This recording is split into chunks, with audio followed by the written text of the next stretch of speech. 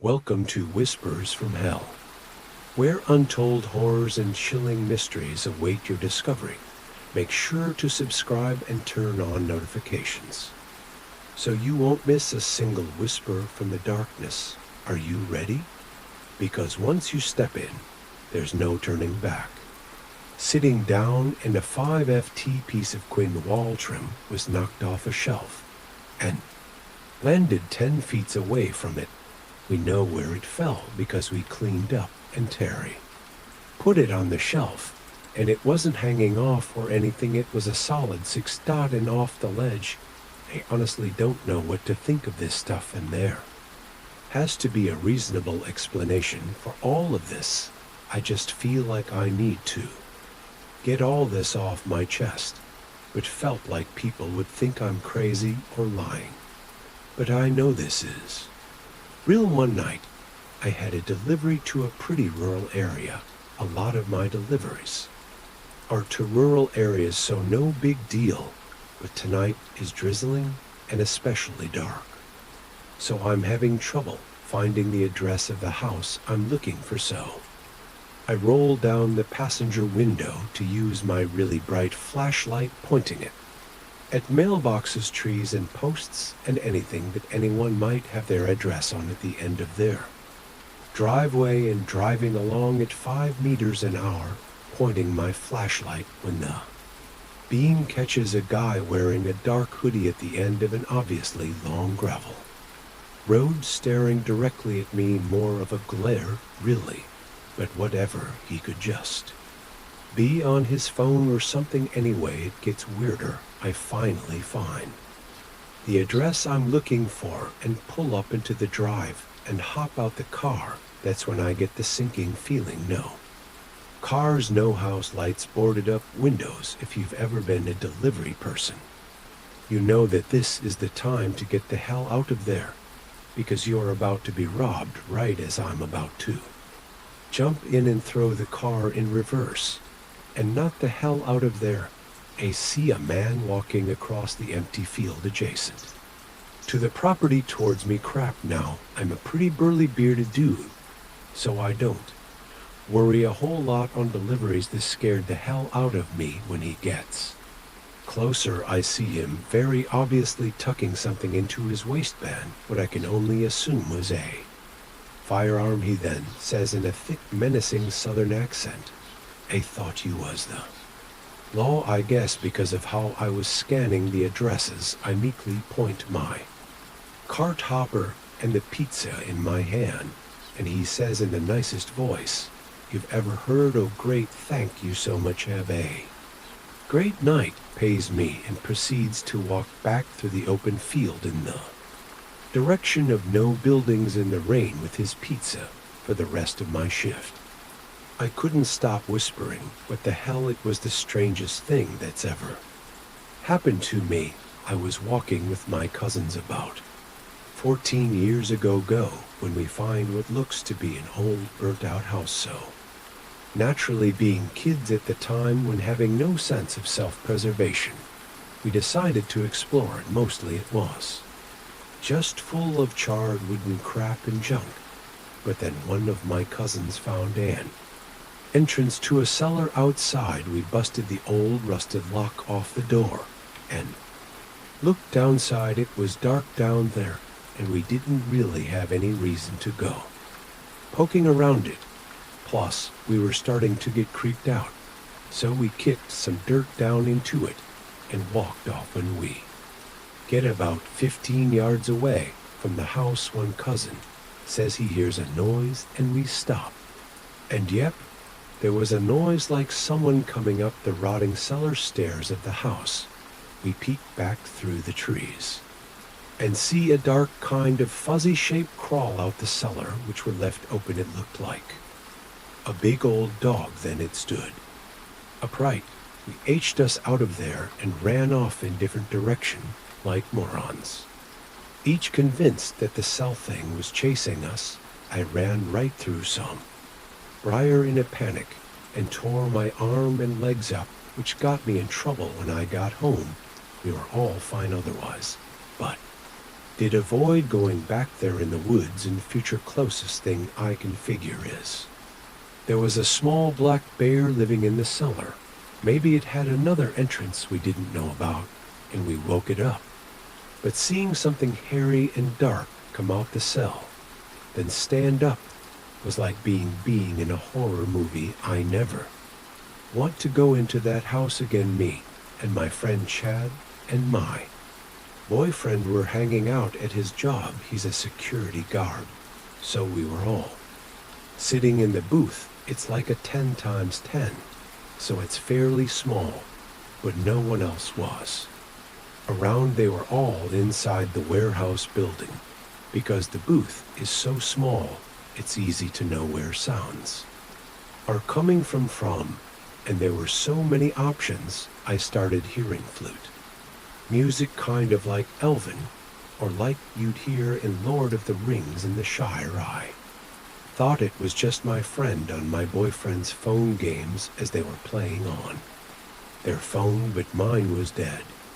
So I knew it wasn't playing. I also thought it could have been the small radio, but the direction of the waves were coming from the left, not the right where the radio was. I kept hearing it off and on, and then I said to everyone, "What's the music?" And then my friend said he heard it too. I had my boyfriend turn up his sound, and it wasn't his game. My friend was playing Clash of Clans, so it wasn't his either. As we sat to listen, as soon as we really stopped paying attention to it or got distracted, I thought I could hear it again, and he did too.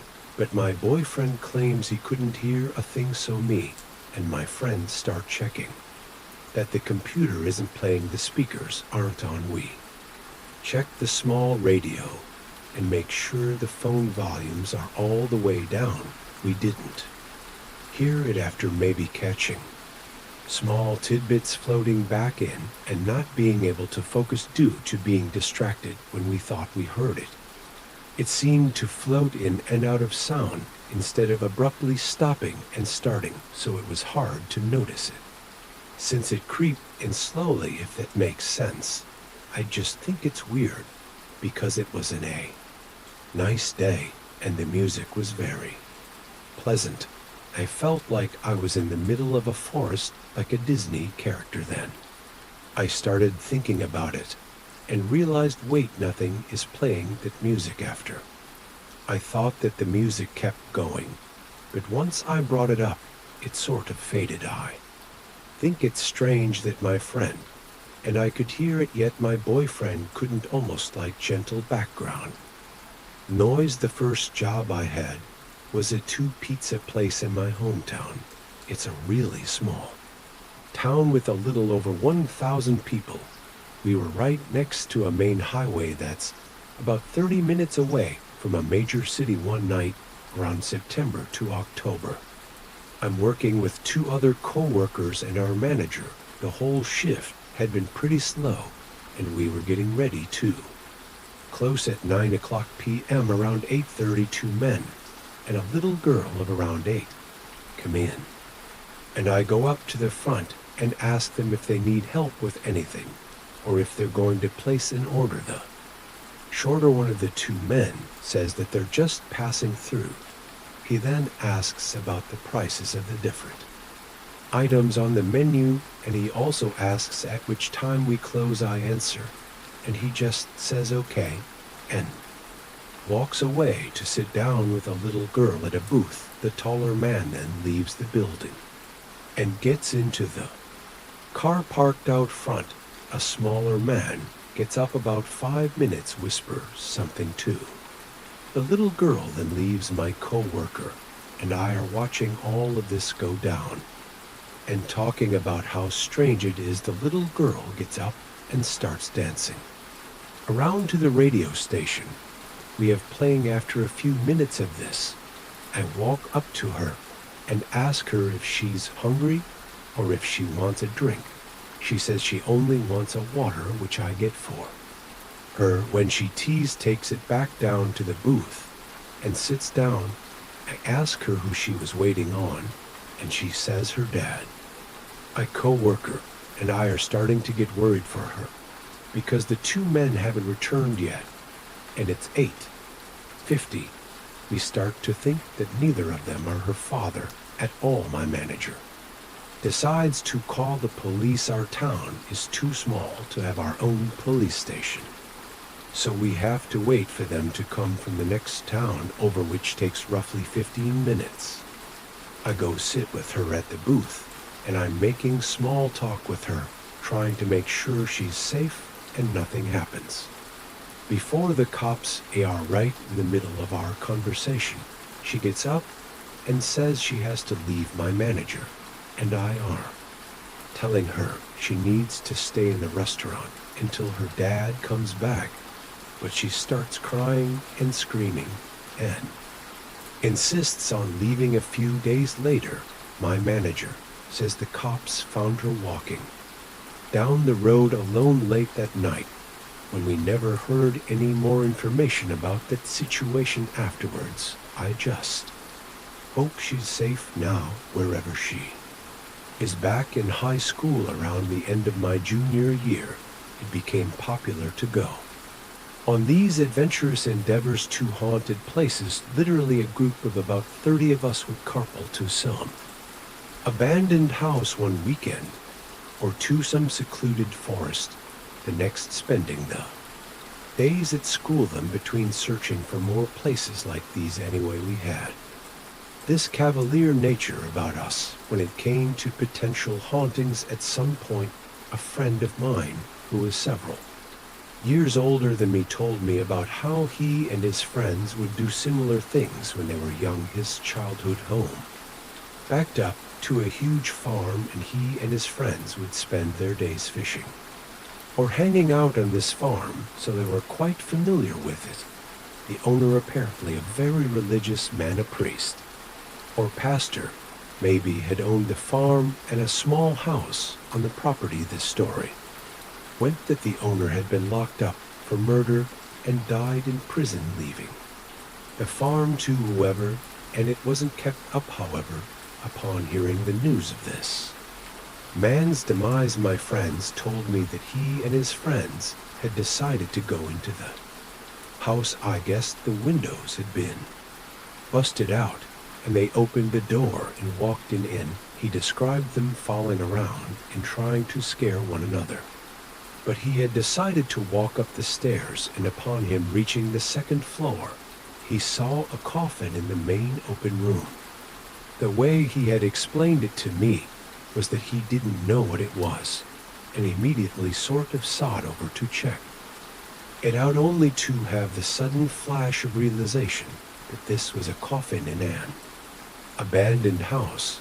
I suppose he and his friends made a quick retreat from the house. Of course, he told this part of the story much better, prepping in more detail about the man who owned the property that gave the story that mythical, supernatural sort of feel. I had rehearsed it for this type of occasion. The story had taken place 15 years or so previous to him telling me. I told one of my adventurous cohorts the story, and we thought it would be a good idea to investigate it. I knew where this person had lived, so we assumed we could simply walk behind his house, find the farm, then the house. We had a grand plan to bring the whole group out on the weekend, but we weren't sure if we were being strung up on a lie or if this place was still there, if this were true. Anyhow, after football practice one week day, he and I drove out to the street my friend lived on. There was definitely a farm behind his and his entire street's homes. We decided to go ahead and sneak into the yard and onto the farm to see if the house was there. Once we made it through the manicured suburban yard and through the brush separating the farm, we were knee-deep in overgrown field. We sort of hacked our way through a bit, and sure enough, we made it to the edge of the hill. The house was on only 100 or so yards away. We had made it that far, so we decided to go to the edge to investigate. As we approached the house, There was a huge black bird perched on its roof once we were within 20 feet of the house. The bird flew away from the house and perched upon a tree adjacent to it. Being a bit nervous, I began to question why a bird had made such an OD move, but thought better of making a big deal out of it. Now, this house is the prototypical haunted house. It had the quaint historic look with the broken windows, eerie shadows, and sort of ominous statues one associates with haunted houses. There was even a grave marker in the front yard. So again, we were increasingly nervous as we approached. The door was jammed shut, but the window had been completely removed, so we played rock, paper, scissors for who would climb in first. I had the luxury of going second, but did so quickly as being on the porch by myself was just as unsettling. The inside of the house had literally not been touched. Besides weather damage, almost everything was intact.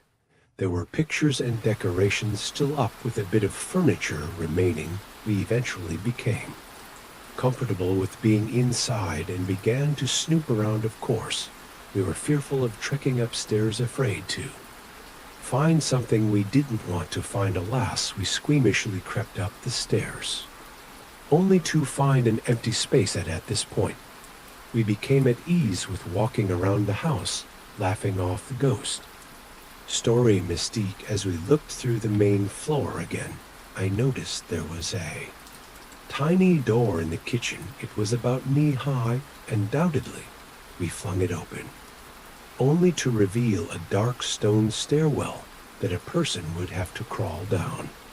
Its presence alone was terrifying for some reason, but it had a landing about halfway down with stairs turning in different directions and out of our sight. However, perched on the landing and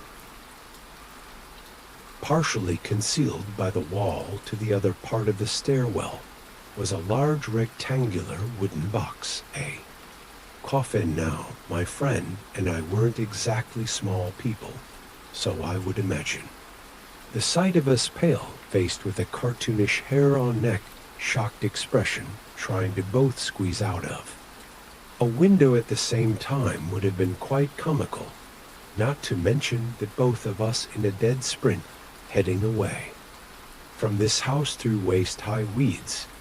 I still laugh thinking about both of us running like that. Anyhow, we turned to look back about halfway to the end of the farm, just to see the massive black bird fly back from the tree and onto the house.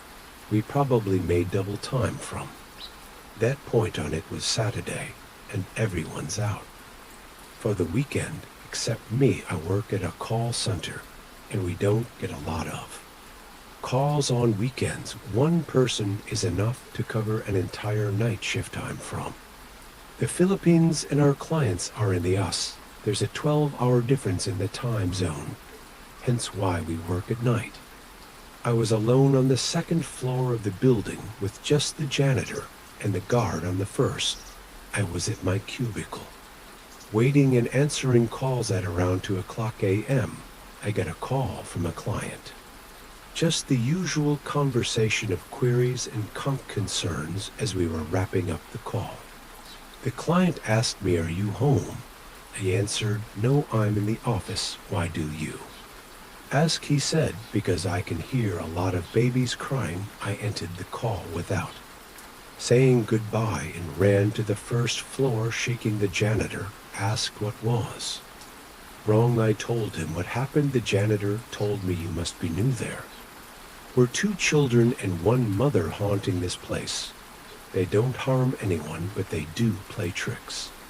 Sometimes that was that. I never did night shift alone since then, and I left the company 2 months later. This is the same building where my ex-colleague experienced keyboards typing on their own and where chairs make random movements and noises. Back when I delivered pizzas in my small college town, I used to have to deliver to some pretty remote places. One weekend I was delivering to a house which was about a mile outside our delivery range, but it was a slow night, and I was saving up tips for a trip in the summer, so I told my boss I would do it. The house was near impossible to find.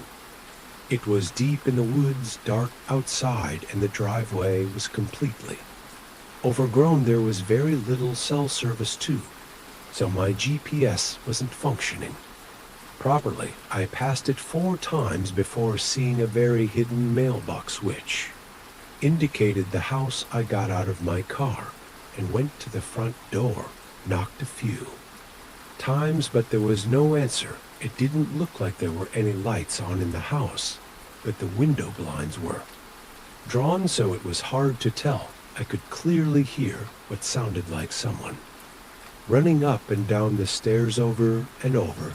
I thought it might be a dog at first, but there was no barking. After about a few minutes of this, I began to feel something was off and became extremely aware of how dark it was, how quiet it was, and how remote I was. Right now, I determined this dude's crappy trip wasn't worth the agitation and decided to head back. I went back to my car, screamed, and dropped the pizzas. There was a kid, probably 11 to 12, sitting on the hood of my car. I have no earthly idea where he came from. He had on a light gray hoodie, which combined with the darkness gave him the look of a specter. I picked up the pizzas and gathered myself and yelled out, asking if he lived here, and ordered the pizzas. The kid immediately jumped off the hood of my car and sprinted into the woods away from the house. I got in the car ready to knock the hell out of there. When I reversed out the driveway right before I pulled into the street, I saw a kid emerge from the woods again, standing on the driveway watching me leave. I got back to the store and told my boss what happened. He was angry. I didn't make more of an attempt to deliver the pizza, but I talked him into calling the house to confirm the order. No one picked up. After 4 attempts, my boss stopped accepting calls outside our delivery zone after that, more so out of not wasting his driver's time than safety, as this dude was an ass.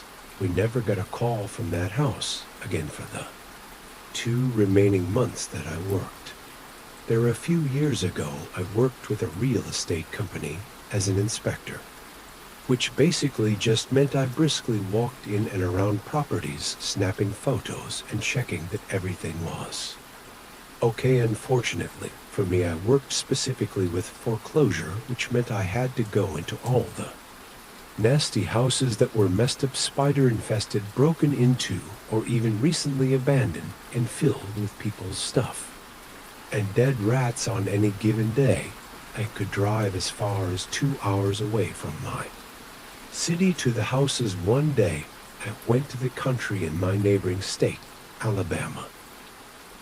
It was literally farmland, and I only had enough cell phone service to send a message. I went there for one house and absolutely hated it. It was a very old ranch-style house with a porch wrapping halfway around it, and was probably built in the early 1900s. They had 3 or 4 doors leading inside, although I could barely see them when I went in this day, because whoever was in charge of keeping the plants in front of the house had abandoned this post for several weeks. The plants had grown so tall that you could barely see or even get onto the porch, and there were various wasps and bees all around. When I arrived, I had grown about the site. I seriously should have gotten hazard pay for this sort of thing. I had already gotten stung by a wasp at a previous house a few weeks ago, and was not looking forward to unleashing a full can of spray onto this situation once again. Just to get inside this house had no working locks on the doors, so all we had was a padlock on one door, and I had to retrieve the keys from a lockbox that was yet on another door. I ducked my way towards the lockbox while avoiding the wasps that made their home in the rotting porch roof, sweating and anxious once I retrieved the key. I went back to the door with the padlock, and after about 5 times running back and forth trying to avoid the wasps, I finally made it inside. I felt relief, but not too much. There were still random wasps inside because the doors weren't secure enough to keep them out most of the walls. Around me exposed their insulation, and there were dead FLIs everywhere. I snapped a series of photos and moved M onto the kitchen, a nearby bathroom. I tried to walk as quickly as I possibly could because I hated being inside there. But I was also concerned about not running through webs or coming upon any dead things, so I didn't go too fast. I snapped photos of appliances, disgusting flaw, and views of the entire room, then moved on about 2 or more rooms in. I made it to the door of the second to last room. It had a fireplace to the right and a door leading outside. It also had a door next to the fireplace that led to the final room. Once I was finished there, I made my way to the last room of the house and totally froze. I stood in the door frame and took a moment to examine the scene. In the last room was yet another door to the outside, and it was wide open, but that was only mildly alarming. I'd seen break-in before, and even though it was alarming, I seldom ran into anyone, especially since it was broad daylight. But there was one thing out there, and it was truly bothering me. It was a backpack, a drink, and food sitting right next to the door inside the house. It was frozen with fear and anxiety, and quickly thought through what to do. I turned to my right, where I knew a closet was a closet that held stairs to an attic. I quickly worried about if anyone could possibly be hiding up there. I wasn't entirely quiet this whole time, so I wasn't confident they'd be aware of my presence. In fact, if anyone was there. Then I focused back on the door. I stayed really quiet, hyper-aware of any sounds. I didn't hear anything, so I decided to quickly and quietly leave. I raised my camera and quickly took 2 or 3 photos of the door and the items, then turned and power walked my way back through the house. I don't remember if I put the key back or not, but I know I definitely didn't care. I just wanted to get the hell out of there. Once I reached outside, I ran to the car, quickly got and locked the doors, breathed fast and heavy in a cold sweat, goosebumps tingling all over me. Left, all that ran through my mind was fear of what could have happened, and the fact that I was so far from anyone who could have helped, with no way to call the police, and it made me shiver. Had any other property, I would have just called the cops to report the break-in, but I couldn't even do that. My boss didn't send me back for a few weeks. When she did, she told me the plant should have been cut by now and everything should be good. I asked if she knew anything about someone who was still there, and she acted like it wasn't a big deal. That annoyed me. She said that they had finally sent to someone to fix the door and that it should be fine, but I was still being sent alone, so it wasn't much comfort in the end. I never saw any more break-ins on that property, but still hated going there. The first time I went back, I carried a screwdriver with me in one hand the whole time. Ever since, I've always had a heightened fear of intruders or videos with squatters in buildings without people knowing it. Sort of gave me a new phobia. Thank God I was lucky enough to not encounter anyone. Alone, I work at a multi-billion-dollar retail chain, and besides my main other department, which is also in the back room, there is a second department I'm cross-trained in that I work in for a few hours every Saturday, accepting deliveries. Now, I'm of average build, not overweight, but not as slender As I used to be, I have kids, so I have a bit of a mummy tummy that I fought to get rid of for years. I think I look average, but used to get a lot of attention back in the day from young men around when I was in my 22nd. I'm now in my mid-30s and thought I looked a little younger. It's not by as much as it used to be these days. The only guys eyeing me up at 10 years older than me, and usually unattractive too. I'm married, and I'm not looking for a replacement. I love my husband. There's a good variety of delivery drivers who deliver to my store, and I know many of the regulars by name. Every now and then there's a new driver or a substitute driver for one of the companies, but for the most part, it's the same people. So there's a regular driver who comes in every Saturday to deliver milk. We will call him Mike. He's in his mid-50s and nearing retirement age for the company he works for. He's friendly and cheerful and always greets everyone happily and loves making jokes. He even does the shave and a haircut to bits. Knock on our bay door when he arrives.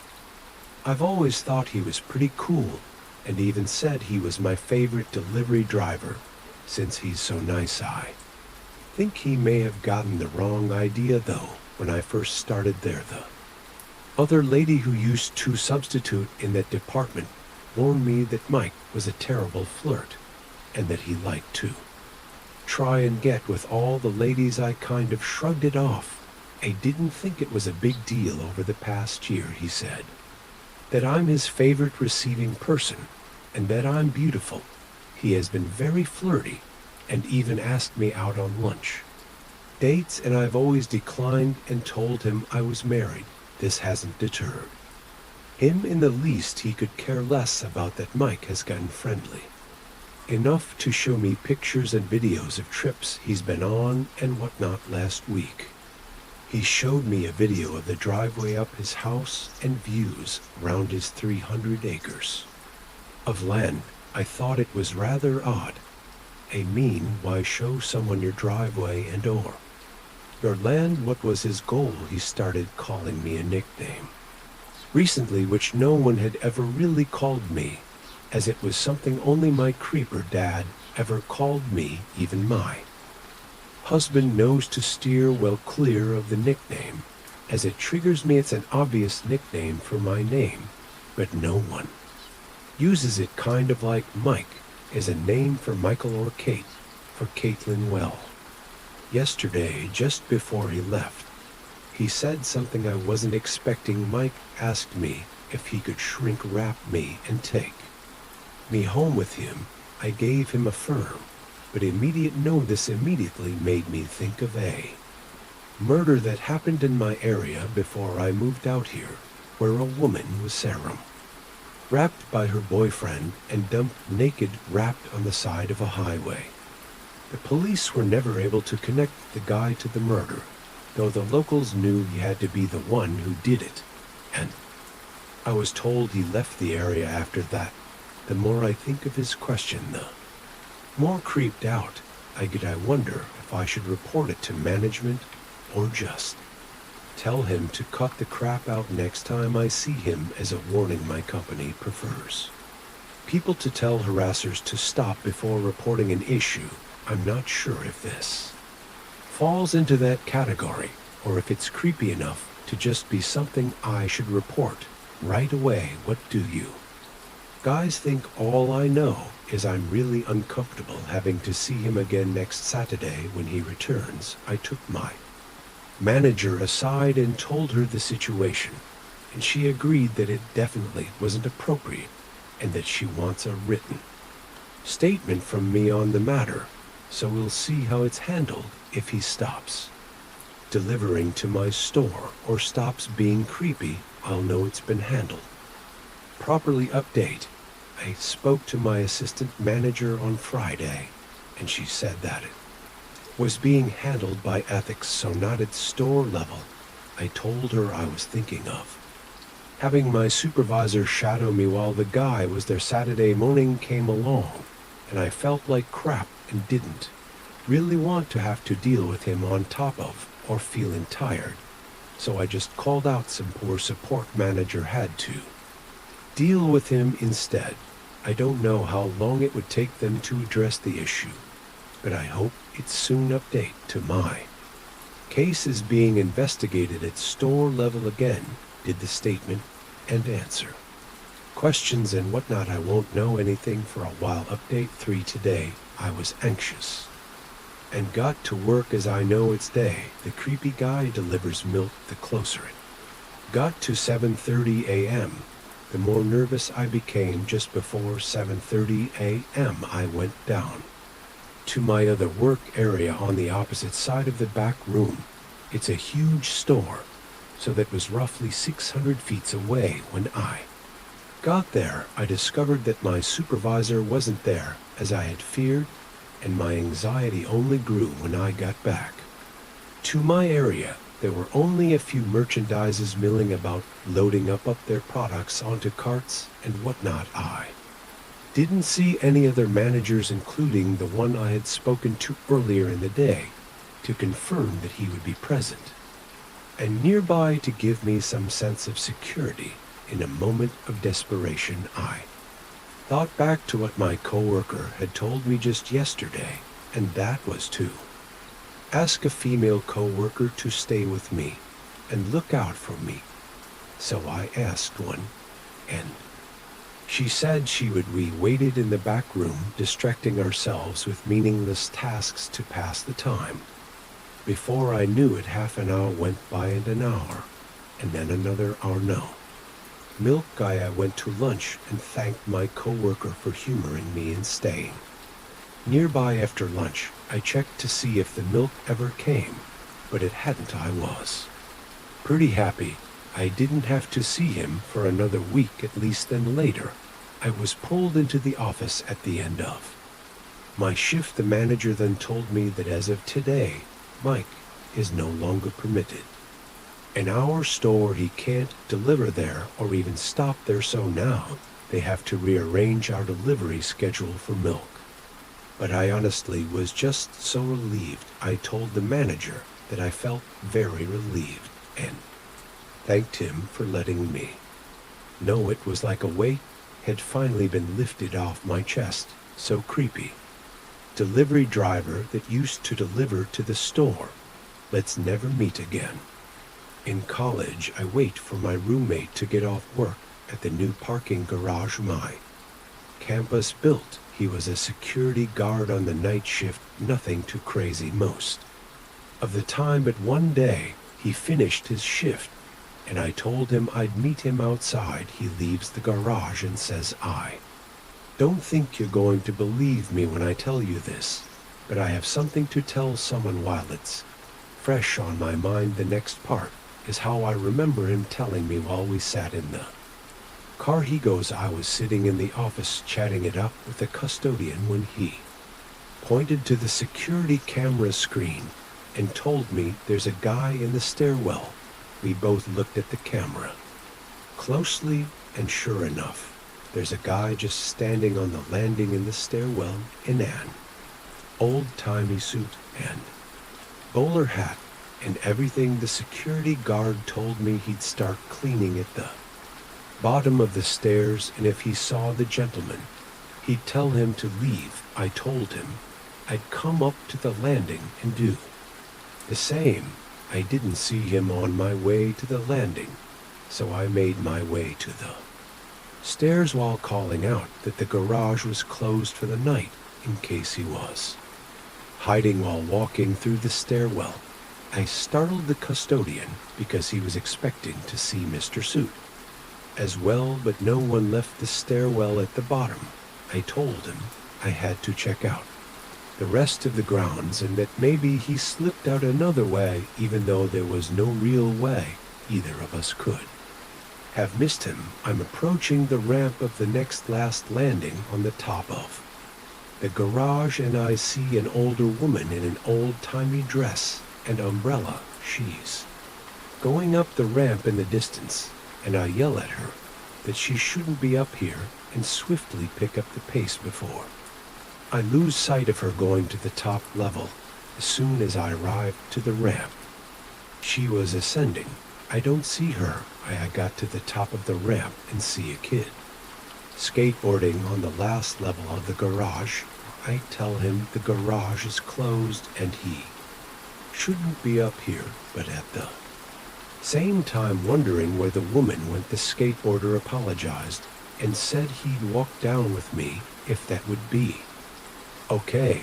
We got to the bottom, and I say, "Hey man, you see anything weird at this garage tonight?" The skateboarder looked at me with the most confusing stare and said, "Well, there was this older woman standing at the edge of the garage, and I didn't see her come up the ramp." I screamed at her to tell her she should be careful and not get too close to the edge. I went to pick up my board, and when I looked, she was gone. I ran to the edge to see if she jumped, but nothing. She was gone. She was wearing this old-looking dress and an umbrella. I didn't want to tell the kid I saw the exact same woman because I was too freaked out. I suggested that it was probably a costume party and some people were messing around. I couldn't explain the disappearances, though he said he thought the same thing, but he remembers his boss telling him that years ago, 20 Seconds era people would dress up in their Sunday duds and walk through the park in town. The park was right where this parking garage was. I used to drive for Papa John's, and I have several stories I wish to share why one day I ended up with this delivery on the evening shift, and it was after the dinner rush as far as I can recall. So things were quieter and not as many people were out and about or on the roads. The customer lived kind of deep in this rundown neighborhood full of single-story houses, and when I arrived, literally every single light in the house was off. I walked up to the door, figuring that I might as well ring the doorbell, since they ordered it. After all, they were waiting for me, right? So I ring, nothing. I waited a bit, ring again, but there was nothing at this point. I figure they aren't there, or perhaps they're asleep. So I walk away from the door and was about to call my boss to relay that I might have to bring the pizza back when almost silently the front door opens up. It's so dark inside, it's like a scene from a horror movie where you can't see anything at all. To pale, stringy-looking people come out the darkness without saying much at all, paying cash for the pizza, and then take it and quietly retreat back into the darkness without ever turning on the lights. I left pretty quickly as it freaked me out. Was I in danger? I doubt it, but those guys were pretty creepy. On another occasion, I had to deliver to this really terribly rundown extended stay motel that I always hated going to, because it was literally the most dangerous place we delivered to. It was very late, around 10 p.m. or midnight. I get out of my car, got the pizza from the trunk, and as I began walking across the parking lot to the guy's room, I see that down at the far end of the parking lot are a very large crowd of people. From what I could tell, they looked like a gang, or just a lot of rough people hanging around. I became nervous after I gave the guy his pizza. I took my empty pizza bags and was walking back when I looked left, and they were all walking towards my direction.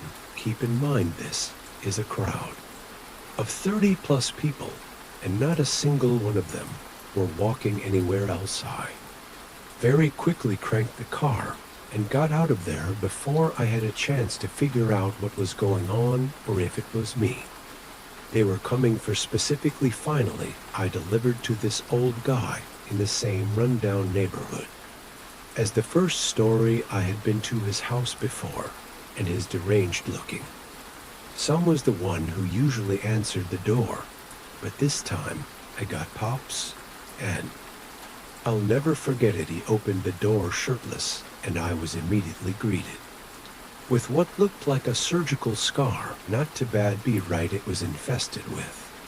What looked like warts or skin growth, I don't mean a few either, it was. Absolutely covered in them to such a point where I can't think about it without getting sick. They were pale. Looking but the color of rotted snot, it reminded me of the way sea life latches onto other creatures and grows. It was pretty scarring. He paid in cash. And I left as quickly as I could. I remember immediately hitting the hand sanitizer in my car and practically bathing. And other than those, I've had a few weirdos, but nothing seriously creepy. There was a guy we delivered to whose nickname was Captain Underpants because he always answered the door in his undies gross, but nothing that would mess you up. We also had this massive, sprawling apartment complex that we often had to deliver to, and all the drivers hated it. It had multiple apartment buildings with the same numbers, so it was awful to navigate through, but otherwise new and rather nice. One day, I got this delivery to a guy way in the back of the complex called Mr. White, and make my way back there.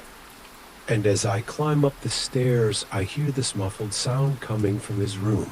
I knock, and Mr. White opens the door.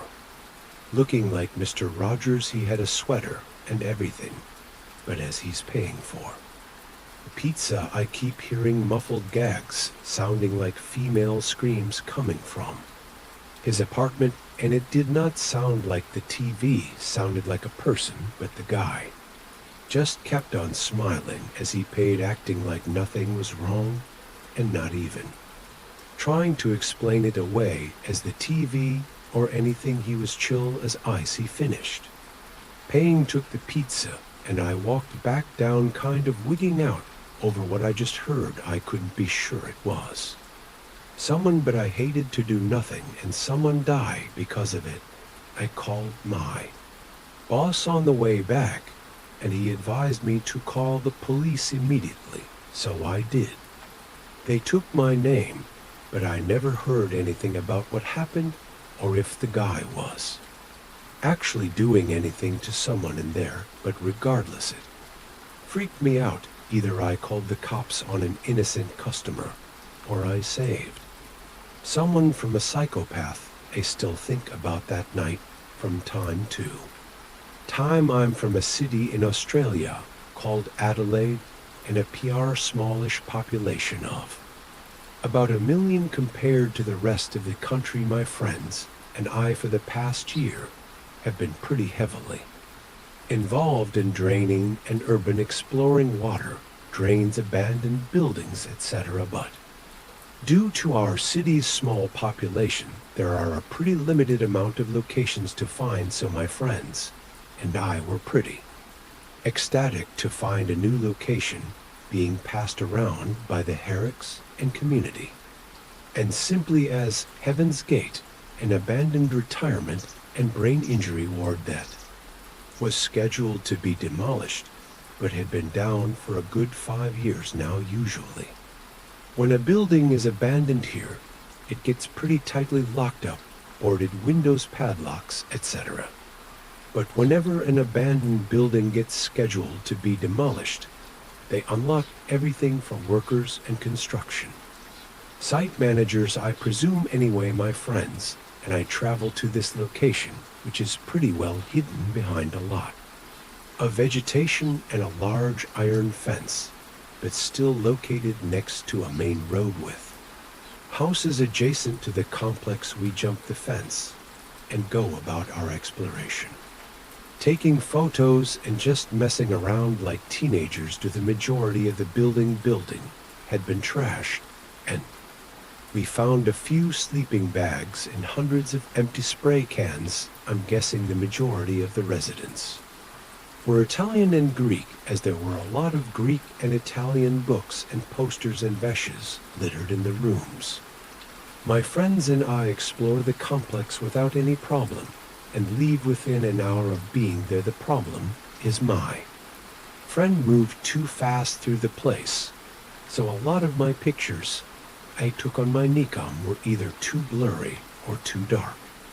And I really wanted to get a few good shots before it got demolished, so the same night I went back at around 9:30 taking photos throughout the building.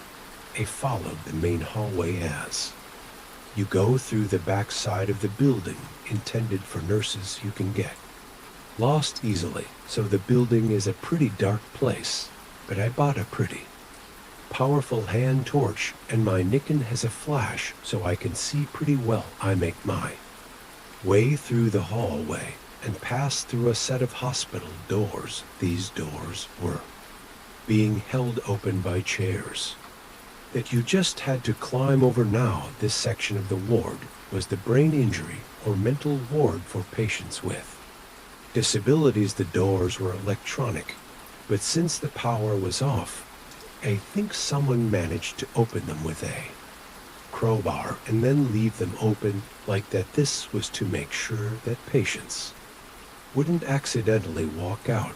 As I make my approach through the metal ward, taking photos, I suddenly hear a loud bang, almost like shelves or a book slamming, almost making me crap my pants. I stick my head out the room, the one I was currently in. I think it was like a TV or recreational area, and look down the hallway to see that one of the chairs had been pushed out the way and the door closed. To this day, I have no clue how or what would have moved the chairs, as it was filled with sand to prevent patients from throwing them or using them as weapons. It takes at least 2 to 3 people to lift them anyway. The doors are shut, and I run over to see if I can open them, and I try and push and nothing works. So I start spamming the button like crazy, but obviously the power's off. So that doesn't work either. I'm not sure how the door actually works, but it had a massive black bar across the top, which I assumed was like a powerful magnet or something that can be turned on or off, and the default is just on anyway. With my failed attempts in opening the door, I try to press forward to see if I can find another exit. I finally find the second exit, but the double doors are closed as well with the exact same system. At this point, I'm kind of freaking out because I'm not only trapped, my phone was flat, and I swore those doors were open when I came to visit with my friends. It was about 10:30, and my parents go to sleep pretty early because they both have work, and I'm usually always out with friends this late, so me missing wouldn't be out of the ordinary. I was kind of pooing myself at this point because no one knew I was there, and I couldn't get out. I tried walking along the walls to see if I could find a window I could smash through, but there was nothing. I started getting really frustrated, so I start throwing these pieces of tiles on the ground at the door harder and harder, not really trying to open it, just dealing with the stress of the situation, I suppose. Then I hear the noise of crunching tiles. When I freeze, I hold my breath and just listen. It was definitely footsteps. I convinced myself to call out.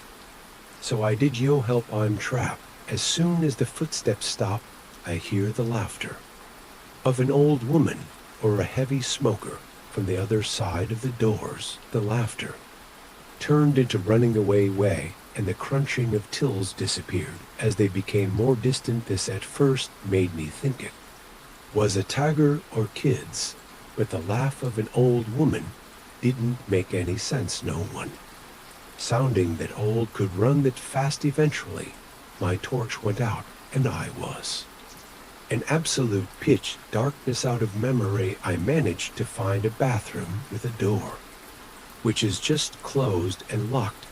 I stayed in the bathtub and pray something would come. Spoilers, they didn't know. I don't know if you get this, but if you're staring at the dark too long, you start to see shapes and even figures. Now imagine being alone in an abandoned mental ward trap and without light. You can kind of see how this would freak you out.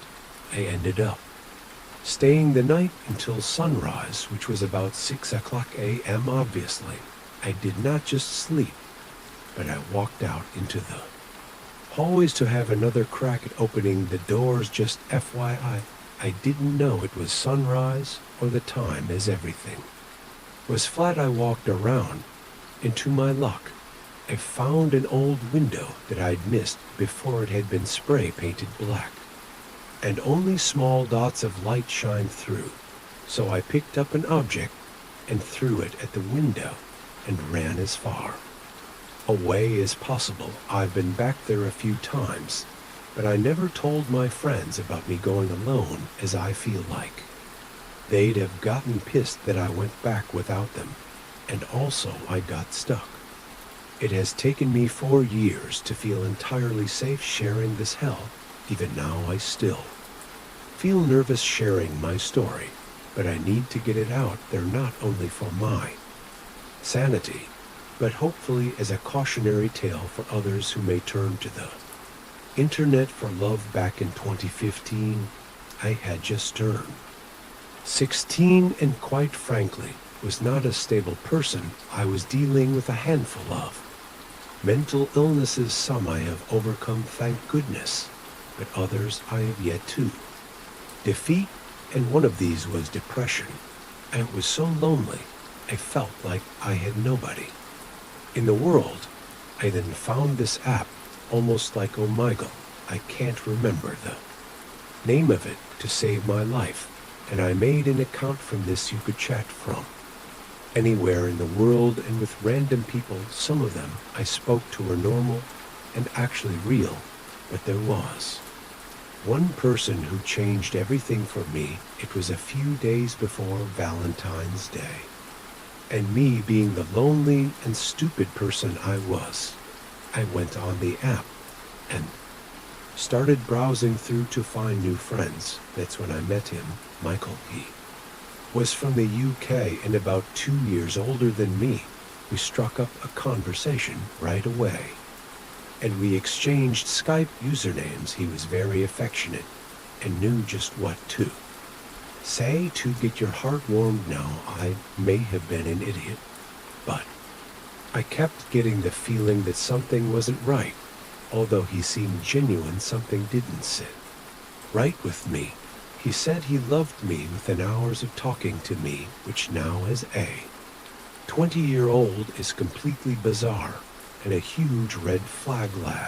But I was a stupid kid, desperate for love, so I fell for it, but didn't ignore the feeling that something was wrong. The next day, we spent most of the day talking about random stuff. His family, school, our favorite things. That's when I got curious. I searched his name in Google only to find an article that made me think he was real, but he was a monster. Apparently, he had gotten a 13-year-old girl pregnant after months of sexual abuse and somehow escaped jail. I was horrified. I confronted him, and he flipped out. He told me to kill myself and logged off. I was so scared by the whole thing that I slammed my laptop shut and cried for the rest of the night. I didn't know what to do. I knew that I did something terrible, and I felt so much guilt about the whole thing, mainly because I trusted this guy, and to find out the terrible thing he did to that poor girl made me sick to my stomach. My heart hurt for her. This story doesn't end there, although I never did meet my ex shortly after. I never got past the feeling of guilt from this. I reached out to the person who wrote the article, mainly because he was in close contact with the person investigating this guy, and since I'm in the US and he's in the UK, I didn't know if there was much that could be done. He was very nice and told me that I did the right thing by contacting an adult about the situation, and he told me the stuff he was allowed to share with me about this person. He asked questions of his own about this and showed a lot of concern, as this person was a dangerous individual. He said he was still looking into the story, and that my account helped as now he has moved from the real world to the digital world. I never heard anything from the reporter after that, and life subsequently went on, but I have never forgotten those days and likely never. Will I still feel the guilt for not doing something? The fact that he could do this again to another girl, I know it was my fault for trusting him, but I've gotten smarter with my online life, and I'm more careful with who I'm talking to and what I share. I am now 20 years old and in a very, very healthy and happy relationship with someone new, and my mental health has improved significantly. But this event will always linger in my mind. Michael, let's never meet again. I had not been awake for long when a knock sounded from our front door. As I stood on the landing, I could hear my mother open the door and begin joking with whomever was there. I couldn't make out much of the conversation. It didn't concern me too much. According to my mother, he had a parcel for us and wanted her to sign for it. He had no pen, so she began to close the door so that she could fetch one. Suddenly, I heard my mother scream loudly as a man's voice shouting to suddenly I heard my mother scream loudly, and there was a man's voice shouting to police. This is a raid. I was shocked. I ran halfway down the stairs to see what was going on. I saw a man in his 50s with short hair and a beard wearing a fluorescent orange vest. He was standing almost at our doorway, and my mother was screaming, trying to shove him out. He was clearly no police officer. Instinct key in. I threw myself down the stairs and against the door. My mother repeatedly hit the man in an attempt to shove him out. I screamed as loudly as I could to try and attract his attention, but nobody came to our aid. We managed to shove him out of the door with our combined force. We had the door almost shut when suddenly a large shove threw it back open. I was thrown back, and my hip collided with the corner core of our electronic meter cupboard behind the door. Before I knew it, there were two men, the orange vest wearing man and another, dressed in a dark coat that obscured his face, in a blur of screaming and hitting and shoving on the door. We managed to get them out again. My mother realized that they wanted the fake parcel back. She picked it up and threw it at their heads. This time, instead of trying our door, they hurried off around the corner, off the street. Once the door was locked, I asked my mother if she was all right. Both of us were shaking and could barely breathe.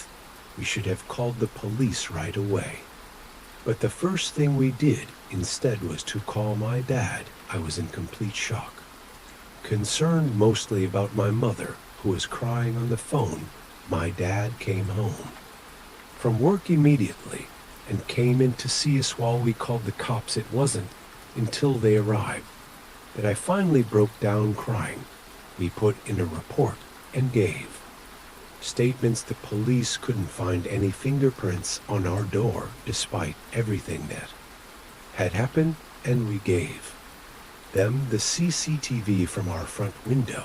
It didn't get everything, but it was a good shot of both their faces. We couldn't stay in the house after that. Every time there was a knock on the door, I would feel so afraid that I would begin to cry hysterically. We moved out a month later, even now 3 years after. I'm still suffering after this event. Knocks on the door make my heart pound in my chest. Though I now have the courage to answer, I am always afraid it may happen again. Every time I see someone wearing a fluorescent vest, I get scared and I begin to shake. The police did nothing, despite the fact that my mother broke 3 fingers in the scuffle, and I came away with plenty of bruises. Our case was shelved for 6 months. We still have no idea why they chose us. We don't know what they had planned or who they were and I still feel ill every time I think what could have happened if they had succeeded in getting into our house.